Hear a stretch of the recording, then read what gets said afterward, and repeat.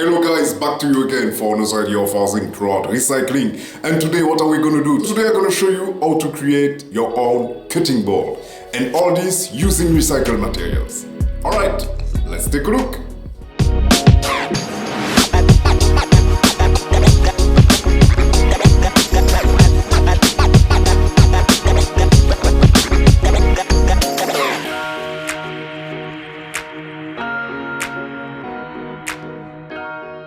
So remember last time you saw me dismantling this pallet. As you can see, the wooden board are beautiful. So today we're going to use two types of wood in order to create one cutting board. Alright, let's go. And as you can imagine, one of the first steps will be to go to my thickness planner.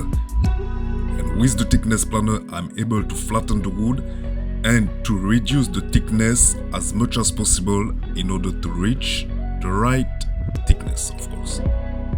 And please note that soon we will be able to share with you a 3D plan, a free 3D plan that you will be able to find via our forum article.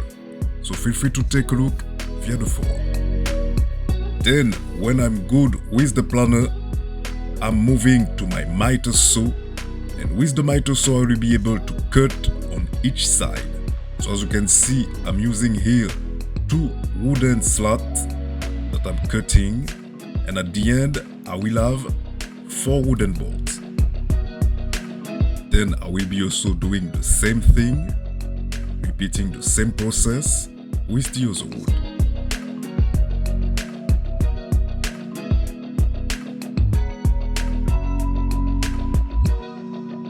Then in the next step I will be moving to my table saw. As you can see, I'm removing the side of each wooden board, especially the light one, because as you can imagine they are from reclaimed wood, so they can be a little bit dirty and not regular. When done with all those steps, now I'm moving back to my table, my work table, in order to assemble them and to find the right pattern. And as you can see, it's pretty simple. Adding a little bit of glue on each wood, but of course you will have to do only one side of it because the other side will be filled up with the wood next to it.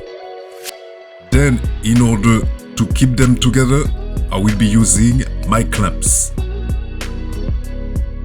And for this, it's a very small cutting board, so I will be using only 3 clamps, not too much. But you can use more if you want. Then here I am with both of them all glued. So the next step will be to remove the excess, again with my miter saw, to have them flat on the upper board, as you can see me cutting here. And I will be repeating the same thing for both of the cutting boards.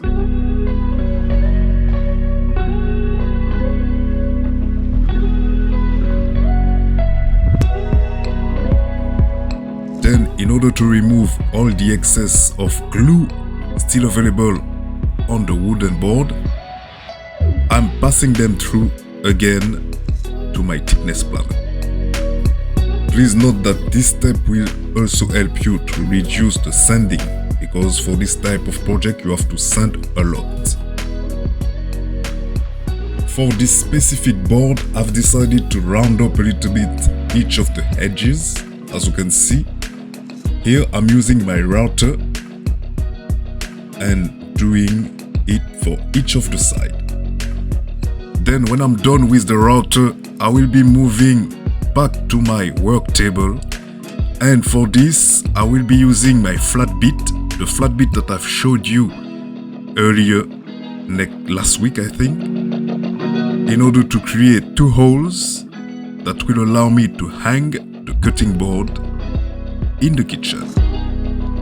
And as you can imagine, when you are doing this type of holes, you need to sand inside as well.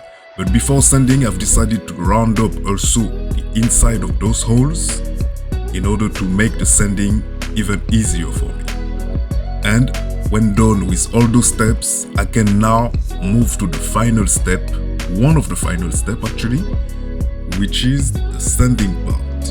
And for this, I will be using some sandpaper from 180 grit. But keep in mind that if you would like to use a higher sandpaper, you are always free to do it. And the last step now will be for me to apply some protective oil all over the surface, as you can see me doing it here, in order to protect the wood as much as possible. Then here we are for some nice cutting boards. If you like this project, feel free to let me know in the comments. It's always nice to read your comments. Then I will see you next time.